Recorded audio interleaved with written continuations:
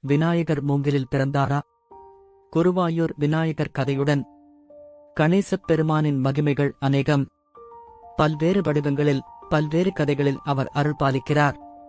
அவரது பிறப்பைப் பற்றி பல ஐதீகங்கள் இருந்தாலும் விநாயகர் மூங்கிலில் பிறந்தாரா என்றொரு கேள்வி பலரது மனதிலும் எழுகிறது. குறிப்பாக கேரளாவின் ஒரு சிறப்பு மிக்க விநாயகர் கோவில் இந்த ஐதீகத்திற்கு மேலும் வலு சேர்க்கிறது. கேரள மாநிலம் குருவாயூரில் கண்ணன் கோவிலுக்கு அருகிலேயே ஒரு சிறப்பு மிக்க விநாயகர் கோவில் உள்ளது. குருவாயூர் விநாயகர் அல்லது மூங்கில் விநாயகர் என்று போற்றப்படும் இவரைப் பற்றிய கதை மிகவும் சுவாரஸ்யமானது. புராணங்களின்படி இந்த விநாயகர் மூங்கிலால் ஆன ஒரு வடிவமாகவே தோன்றியதாக கூறப்படுகிறது. அந்த கதை இதுதான். முற்காலத்தில் ஒரு முனிவர் கடும் தவம் புரிவதற்காக அடர்ந்த மூங்கில் காடுகளைக் கொண்ட ஒரு வனப்பகுதியை தேர்ந்தெடுத்தார். தனது தவத்தை ஒருமுகப்படுத்த அவர் மூங்கில் கூட்டத்தின் நடுவே அமர்ந்து தவம் இயற்றினார்.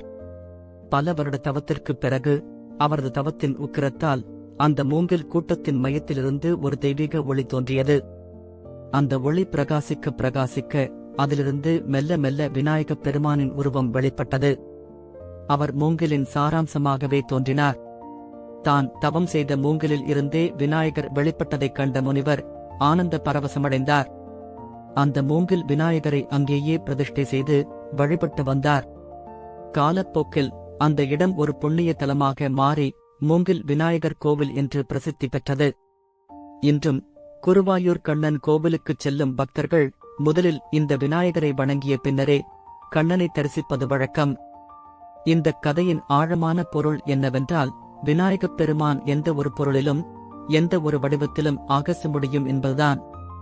மரங்கள், தாவரங்கள் என இயற்கையின் ஒவ்வொரு அம்சத்திலும் தெய்வீக சக்தி உறைந்துள்ளது என்பதை இது உணர்த்துகிறது. ஆகவே விநாயகர் மூங்கிலில் பிறந்தாரா என்ற கேள்விக்கு குருவாயூர் விநாயகர் கதை ஒரு அழகான பக்திபூர்வமான பதிலை அளிக்கிறது. பக்தியின் அடிப்படையில் விநாயகர் மூங்கிலில் இருந்து வெளிப்பட்டு தனது அருளைப் பொழிந்தார் என்பது குருவாயூர் விநாயகர் கோவிலின் ஐதீகம். இது விநாயகப் பெருமானின் எல்லையற்ற வடிவங்களையும் பக்தர்களுக்கு அருள் புரியும் அவரது கருணையையும் உணர்த்துகிறது.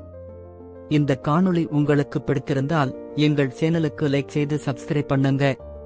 மேலும் பல பக்திபூர்வமான கதைகளையும் தகவல்களையும் தெரிஞ்சுக்க பெல் ஐகானை கிளிக் பண்ணுங்க. மத்தவங்களுக்கும் இந்த தகவல் போய் சேரணும்னு நினைச்சா இந்த வீடியோவை உங்க நண்பர்கள் மற்றும் குடும்பத்தோட ஷேர் பண்ணுங்க.